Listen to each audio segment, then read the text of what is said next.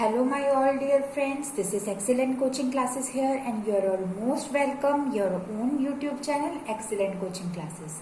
जैसा कि फ्रेंड्स आपको पता है मैं आपको क्लास 11th बिजनेस स्टडीज की लेसन अपलोड कर रही थी, बिजनेस स्टडीज की लेसन अपलोड आपको कर रही थी। तो आज का भी मेरा टॉपिक उसी से रिलेटेड है। मेरा चैप्टर 2 चल रहा था, फॉर्म्स ऑफ बिजनेस ऑर्गेनाइजेशन। मेरा ये चैप्टर चल रहा था, तो आज भी मैं उसी से रिलेटेड आपके लिए एक टॉपिक लेके आई हूँ, जो कि मेरा आज का टॉपिक है। मैंने आपको अपनी प्रीवियस वीडियो में बताया था हिंदू अनडिवाइडेड फैमिली के बारे में। मैंने आपको हिंदू अनडिवाइडेड फैमिली के बारे में बता दिया था। आज की मेरी वीडियो होगी आपकी उसी के हिंदू अनडिवाइडेड फैमिली के मैरिट्स और डीमेरिट्स के ऊपर। तो चलिए शुरू करते हैं अपनी वीडियो। और वीडियो को स्टार्ट करने से पहले friends, if you have not subscribe my channel yet then you are requested to please subscribe my channel and press the bell icon in order to never miss any new update. अगर अभी तक आपने मेरे channel को subscribe नहीं किया है friends, तो मेरे चैनल को सब्सक्राइब करिए, बेल आइकन को दबाइए, जिससे आपको कोई भी न्यू नोटिफिकेशन मिस ना हो पाए। तो अगर हम अपनी प्रीवियस वीडियो की तरफ नजर डालें तो मैंने आपको पहले ही बताया था कि हिंदू अनडिवाइडेड फैमिली क्या होती है।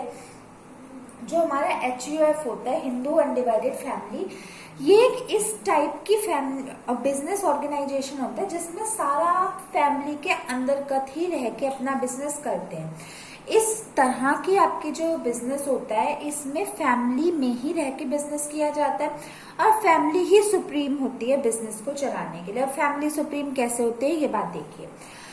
जैसे कि अगर आपका सपोज करिए हेड मेंबर है एक फैमिली का, और हेड जो मेंबर होता है फैमिली का, उसे मैंने आपको अपने प्रीवियस वीडियो में बताया था, उसे हम कहते हैं कर्ता, जो काम करता है। ठीक है, अब ये हेड हो गया फैमिली का।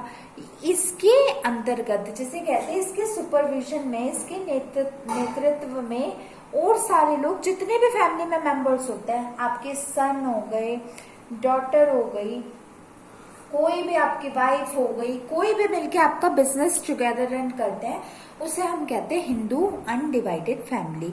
अगर आपसे कोई पूछे कि अनडिवाइडेड इसे क्यों कहते हैं, why is the name of HUF is called as Hindu undivided family, इसका नाम अनडिवाइडेड क्यों पड़ा है, तो इसका आपके पास आंसर होगा, इसका नाम अनडिवाइडेड इसलिए पड़ा क्योंकि इसमें फैमिली को साथ लेके, टुगेदर लेके, फैमिली को साथ लेके आपका बिजनेस रन किया जाता है। मतलब इसमें जो फैमिली होती है आपकी, उसमें से कोई भी मेंबर को अलग नहीं किया जाता, तो सारे लोग मिल के अपना बिजनेस रन करते हैं। अब इसमें एक चीज और भी आपकी इम्पोर्टेंट होती है कि जो बिजनेस होता है, आप बिजनेस जो चलाते हो उसमें, वो बिजनेस आपका क्रोनोलॉजिकल ऑर्डर के बेसिस पे होता है, आपके हायरार्की के बेस पे होता है। मतलब जो आपके एंसेस्टर्स, आपके जो ग्रैंडफादर्स, आपके ग्रैंड पेरेंट्स जो बिजनेस करते हैं, वो बिजनेस आप भी करते हो आगे जाके। ओके फ्रेंड्स, अब इतनी बात आपको समझ आ गई कि इसमें सब। इसका एग्जाम्पल अगर हम देख ले तो इसका एग्जाम्पल होता है केरला की चॉकलेट मेकिंग, या आपकी जैसे फरीदाबाद के बैंगल्स मेकिंग, या आपके करोशिये कढ़ाई के सेंटर के काम होते हैं, बिंदी मेकिंग होती है, ये सारे आपके एग्जाम्पल होते हैं। इसके बारे में अच्छे से डिटेल में मैंने आपको कल समझा दिया था, आप मेरे चैनल पे जाके आप मेरे प्रीवियस वीडियो को कंसल्ट कर सकते हैं। तो आज की जो मेरी वीडियो है वो होगी उसके मैरिट्स के और उसके डीमेरिट्स के बेसिस पे। फ्रेंड्स, मैं आपको एक बात बता दूं, ये जितने भी फॉर्म्स ऑफ बिजनेस ऑर्गेनाइजेशन होती है बहुत इंपॉर्टेंट होते हैं। ये बात तो आपको ऑलरेडी पता भी होगी, मैंने भी अपने कई बार वीडियो लेसन्स में बताए हैं। लेकिन जितना ये खुद इंपॉर्टेंट होता है, मतलब जितने इनके मैरिट्स डीमेरिट्स खुद होते हैं, सॉरी, जितने ये खुद इंपॉर्टेंट होते हैं, उससे लाख गुना ज्यादा इंपॉर्टेंट होते हैं इनके मैरिट्स और डीमेरिट्स। क्योंकि अगर हम अपने क्लास 11th का पेपर देखें तो जो इसका एग्जामिनेशन पेपर होता है, उसमें आपके बजाय आपकी इसकी डेफिनेशन के, मतलब इसकी डेफिनेशन से ज्यादा इसके मैरिट्स और डीमेरिट्स आते हैं पेपर में। तो हम इसे डिटेल में आज पढ़ेंगे। तो हम पहले इसके पढ़ते हैं merits of HUF, Hindu undivided family के क्या क्या मेरिट्स, क्या क्या फायदे होते हैं। अगर पहला इसका फायदा देखें हम तो ये होता है आपका इजी फॉर्मेशन। कौन सी फॉर्मेशन? Easy formation. इस बात का क्या मतलब हुआ? जो आपकी हिंदू अनडिवाइडेड फैमिली होती है जब वो एग्जिस्ट करती है, मतलब जो वो बनती है, तो किसी भी legal law firm, coordinating body, या आपके बोले कि कोई भी एपेक्स बॉडी या किसी भी रजिस्ट्रेशन की जरूरत नहीं होती। मतलब हिंदू अनडिवाइडेड फैमिली को बनाने के लिए किसी भी तरह की कोई लीगल अथॉरिटी की जरूरत नहीं होती, आपको किसी लॉ को कंसर्न नहीं करना पड़ता, आपको किसी भी तरीके से या किसी भी चीज के अकॉर्डिंग आपको इसमें दिक्कत नहीं होती। आपका जब मन चाहे आप अपने बिजनेस को चला सकते हो, जब मन चाहे आप अपने बिजनेस को बंद कर सकते हो। ओके फ्रेंड्स, फिर इसका जो सेकंड इसका बेनिफिट होता है, मतलब इसी फॉर्मेशन का जो सेकंड पॉइंट होता है वो होता है कि इसमें एक जो पर्सन होता है वो अपनी मर्जी से अपने बिजनेस को चूज कर सकता है। He is free to choose his business. अपने चाहे तो वो अपना कोई ट्रेडिंग कंपनी खोल सकता है, कोई अपनी स्मॉल ट्रेडिंग कर सकता है, जो भी उसका मन हो वो अपने चॉइस से बिजनेस कर सकता है। कोई लीगल इसमें कंपल्शन नहीं होता।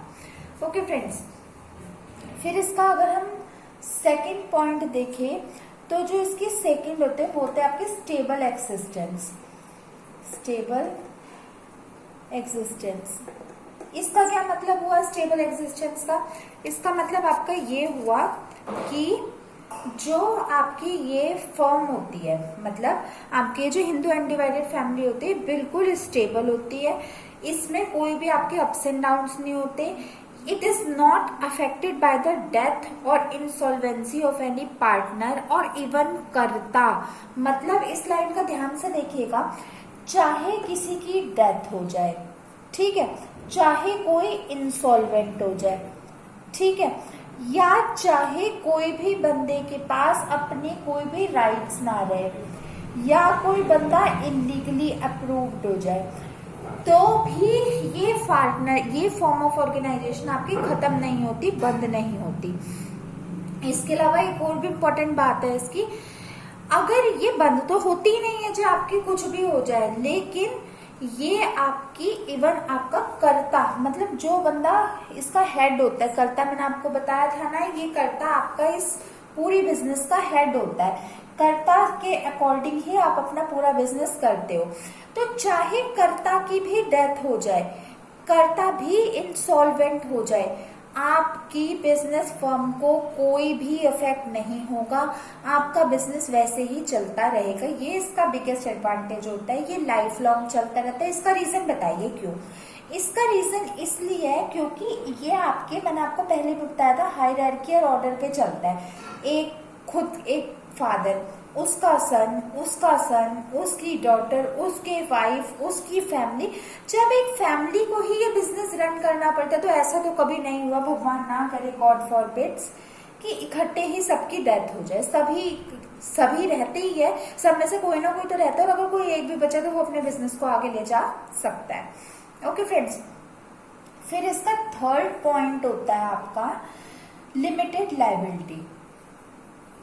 जो लायबिलिटी होती है यानी रिस्क बियरिंग होती है, किसको लॉस देना पड़ेगा in case of any kind of fault, वो लिमिटेड होती है। हर एक जो इसमें पार्टनर होते हैं, every partner's liability is limited.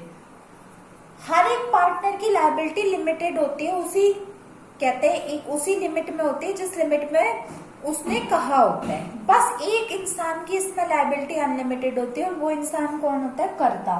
मतलब जो इसका हेड होता है उसकी लायबिलिटी अनलिमिटेड होती है। बाकी इसके अलावा हर एक जो पार्टनर होता है, हर एक जो पर्सन होता है जो कि इस फॉर्म ऑफ बिजनेस ऑर्गेनाइजेशन में इंक्लूड होता है, उसकी लिमिटेड लायबिलिटी होती है। उसे उतने लिमिट में लॉस बियर करना पड़ेगा जितना उसने कहा था, सिवाय कर्ता की अनलिमिटेड होती है।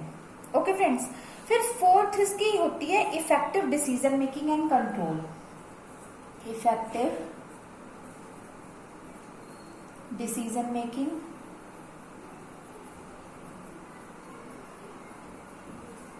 And control. इसका क्या मतलब हुआ फ्रेंड्स? इसका मतलब ये हुआ कि ये जो आपकी फॉर्म ऑफ बिजनेस ऑर्गेनाइजेशन होती है, ये इसमें आप जो डिसीजन मेकिंग होती है, मतलब जो आप अपना डिसीजन लेते हो, वो डिसीजन बहुत ही ज्यादा इफेक्टिव होता है। और इफेक्टिव वो क्यों होता है? वो इफेक्टिव इसलिए होता है क्योंकि इसमें सारे फैमिली के मेंबर्स होते हैं, और फैमिली मेंबर्स में हमेशा यूनिटी होती ही होती है। जो कर्ता होता है उसके सारे इंपॉर्टेंट डिसीजन चलते हैं, मतलब जो इसका हेड हो गया वो तो इसमें आपका कर्ता हो गया, और कर्ता के ही सारे डिसीजन चलते हैं। जब कर्ता के सारे डिसीजन चलेंगे तो किसी भी टाइप की, किसी भी प्रकार की आपकी दिक्कत की बात हो ही नहीं सकती, because he is the only person to take all the decision under his control. अपने नेतृत्व में, अपने कंट्रोल में वो अपने सारे काम करता है, अपने फैमिली के डिसीजन लेता है, और कर्ता के पास सारी पावर होती है अपने बिजनेस को चलाने की, और सारे लोगों को उसकी बात माननी कंपलसरी होती है। ओके फ्रेंड्स, फिर इसके बाद हमारा फिफ्थ पॉइंट इसमें आ जाता है सीक्रेसी। मैं यहां पे लिख देती हूँ सीक्रेसी। सीक्रेसी का क्या मतलब होता है? बातों को सीक्रेट रखना। ये बात मैंने आपको पहले भी बताई थी। एक अच्छी फॉर्म ऑफ ऑर्गेनाइजेशन तभी चल सकती है, एक फॉर्म ऑफ ऑर्गेनाइजेशन इफेक्टिव तभी हो सकती है जब आप कुछ ऐसा डेवलप करो जो आपके लिए स्ट्रैटेजिकल हो, जिसे कहते हैं ना रणनीति बना के अपना ऐसा चलना चाहिए कि जितने आपकी कॉम्पिटिटिव ब्रांड्स हो, कॉम्पिटिटिव कंपनीज हो, जितने आपकी कहते हैं जो आपके ही प्रोडक्ट बनाती है वैसी कंपनीज हो, वो ऐसी ना हो। उनसे आपको देखो, अगर सिंपल सी मैंने एक बात ले लो, अगर कोई सोप मेकिंग कंपनी है जो सोप्स बनाती है, ठीक है, आपने कोई इतनी बढ़िया अभी तक कंपनियां चल रही है, लक्स, डव वगैरह सारी चल रही है। आप मुझे बताओ, आपको कुछ तो, अगर आपको अपनी नया सपोज करो, कुछ भी मान लो, एक्स नाम का कोई आपको सोप इंट्रोड्यूस करना, तो आप उसे कैसे करोगे? जब ऑलरेडी इतनी अच्छी इतने सालों से जो वेल एस्टेब्लिश्ड आपकी कंपनी है वो ऑलरेडी चल रही है, तो आपको कुछ तो ऐसा बनाना पड़ेगा, कुछ तो ऐसा देना पड़ेगा जो आपके कॉम्पिटिटिव ब्रांड से डिफरेंट हो। तो यही बात आपकी सोप केस में होती है, या आपकी हिंदू अनडिवाइडेड फैमिली में होती है कि आपको कुछ तो ऐसे सीक्रेट अपनी स्ट्रैटेजीज बनानी पड़ेगी जो आपके कॉम्पिटिटिव ब्रांड से डिफर हो, कॉम्पिटिटिव ब्रांड से डिफरेंट हो, और उसे ही हम कहते हैं सीक्रेसी। और वो सीक्रेसी मेंटेन करने की फुल रिस्पॉन्सिबिलिटी होती है कर्ता की। कर्ता का पूरी ये उसके पास अथॉरिटी होती है कि वो अपनी सारी भी जो थिंग्स होती है, सारी अपनी जो स्ट्रेटेजीज होती है उन्हें सीक्रेट रखे, और दूसरे अपने कॉम्पिटिटिव ब्रांड से छुपा के रखे, जिससे कोई भी दिक्कत कभी भी ना हो सके। ओके फ्रेंड्स, फिर इसका सिक्स्थ पॉइंट होता है close relation with customers. Close relations with customers. इसका क्या मतलब हुआ? इसमें इस टाइप की फॉर्म ऑफ बिजनेस ऑर्गेनाइजेशन में जो कर्ता होता है उसका पर्सनल अटेंशन जाता है अपने बिजनेस कस्टमर्स के लिए। आप जितने भी जो मेंबर्स होते हैं जो इनसे चीज को परचेज करते हैं, इनके प्रोडक्ट्स को परचेज करते हैं, उसमें कर्ता की फुल एंड फुल रेस्पॉन्सिबिलिटी होती है कि वो अपने बिजनेस को, अपनी प्रोडक्ट को इस तरह से सेल करे कि जो आपके कस्टमर के साथ एक इंटरनल हैप्पी सेटिस्फेक्शन बन जाए, इंटरनल रिलेशन बन जाए। तो इसकी वजह से एक कस्टमर्स के साथ जो होता है वो ग्रेटर सेटिस्फेक्शन होता है इनमें। क्यों? क्योंकि एक कर्ता की फुल रिस्पॉन्सिबिलिटी होती है अपने कस्टमर्स को सर्व करे। अब मुझे आप एक बात बताइए कि कस्टमर्स को आप कैसे सर्व कर सकते हैं? वो कुछ आपसे मांगते तो है नहीं, आपके एक, ये मैं सिर्फ एक HUF की बात नहीं कर रही, मैं सारे बिजनेस की बात कर रही हूँ। आपकी इफेक्टिवली बिजनेस तब चलती है जब आप अपने जो भी बना रहे हैं, सपोज करो आपने कुछ भी चीज बेची, आप कस्टमर्स का समय समय पे फीडबैक लो, उनसे ये पूछो कि आपको कोई दिक्कत तो नहीं है, और अगर इन केस ऑफ कोई आपकी प्रॉब्लम हो जाती है या उनको कोई दिक्कत हो जाती है प्रोडक्ट से रिलेटेड, तो आप उनको कैशबैक करो, आप उनकी गारंटी वारंटी दो उन्हें अपनी। जब आप ये सारी चीजें दोगे उनको, समय समय पे उनसे पूछते रहोगे कि मतलब ये तो मैं नहीं कह रही कि हर वक्त ही कोई फोन करके पूछता रहे उन्हें, अगर वो आपकी शॉप पे आए किसी आपकी चीज से रिलेटेड कि आपके साथ कोई, इनके साथ कोई दिक्कत है आपके बनाए हुए प्रोडक्ट पे, तो आप उन्हें उनकी या तो रिफंड कर दो या तो 100% उनके पैसे रिफंड कर दो। और अगर आप 100% नहीं कर सकते, this don't suit your pocket, 50% कर दो, 25% कर दो, कुछ भी आप नहीं कर सकते तो अपने प्रोडक्ट को री एक्सचेंज कर दो, मतलब दोबारा प्रोडक्ट बना के उन्हें दोबारा दे दो। ठीक है फ्रेंड्स, तो इस तरह से आप अपने क्लोज रिलेशन को बना सकते हैं अपनी पार्टनर्स के, अपनी कस्टमर्स के साथ। होपफुली सो आपको ये इसके मेरिट समझ आ गए होंगे। एक बार फिर इस पे नजर मार लेते हैं। पहला इसका मेरिट था इजी फॉर्मेशन, दूसरा था स्टेबल एक्सिस्टेंस, तीसरा था लिमिटेड लाइबिलिटी, चौथा था effective decision making and control, पांचवा था सीक्रेसी और छठा था close relation with customer. 6 marks का ही मैक्सिमम क्वेश्चन आता है आपका, 6 मार्क्स से ऊपर क्वेश्चन नहीं आता। जब आप अपने क्वेश्चन की स्टार्टिंग करोगे तो पहले एक बढ़िया सी डेफिनेशन HUF की डाल देना, और फिर इन 6 पॉइंट्स को लिख के एक्सप्लेन कर दोगे, then I am sure you will get 5.5 or 5 out of 6 marks. Okay friends, अब चलते हैं इसके लिमिटेशन से इसके डीमेरिट्स की तरफ। तो अब हम इसके लिमिटेशंस देख लेते हैं। Demerits of HUF, Hindu undivided family. हम देखिए फ्रेंड्स, इसका सबसे बिगेस्ट डिसएडवांटेज होता है जिसकी वजह से आप देखोगे आपकी पार्टनरशिप्स तो बहुत होती है, आपकी कंपनीज बहुत होती है, आपकी सोल ट्रेडिंग बहुत होती है, बट HUF इतनी ज्यादा नहीं होती है एज कम्पेयर टू आप अपने अदर बिजनेस को करो। अगर आप अदर बिजनेस के मुकाबले देखो तो बहुत ज्यादा HUF आज भी इंडिया में नहीं। क्यों, वाई? इसकी कुछ तो कमियां होगी ना, वैसे भी एक कॉइन के 2 पहलू होते हैं, उसके एडवांटेजेस और उसके डिसएडवांटेजेस, तो कुछ तो डिसएडवांटेज होगा इसमें। तो अब इसका सबसे बिगेस्ट डिसएडवांटेज होता है लिमिटेड रिसोर्सेज। क्या होता है? Limited resources. इसका क्या मतलब हुआ? हिंदू अनडिवाइडेड फैमिली पूरी की पूरी फैमिली की फाइनेंशियल रिसोर्सेज पर चलती है। फैमिली की फाइनेंशियल रिसोर्सेज का क्या मतलब हुआ?